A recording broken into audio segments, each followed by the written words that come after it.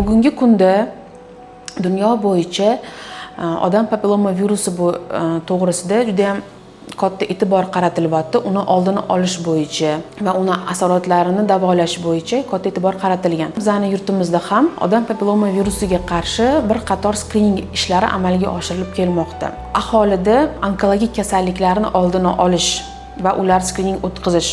Shulardan bittasi odam papilloma virusiga qarshi skrining ishlarini ayollar orasida olib borish. Jahon Sog'liqni saqlash tashkilotining bergan ma'lumotlarga qaraganda, yer yuzining 80% dan ortiq aholisi shu virus bilan hayotida bir marta bo'lsa ham zararlanadi. Insonning immuniteti yaxshi bo'lsa, virus o'zi odam organizmidan chiqib ketishi mumkin, hech qanaqa asoratlar qoldirmasdan. Skrining ishlari qanday amalga oshiriladi? Turmushga chiqqan har bitta ayol turmushda 5 yil o'tgandan keyin odam papilloma virusiga qarshi PCR zanjirini usuli bilan tekshirilishi kerak. Agar PCR zanjirida odam papilloma virusi musbat natija bersa, ayol hech qanaqa vahimaga tushishi kerak emas.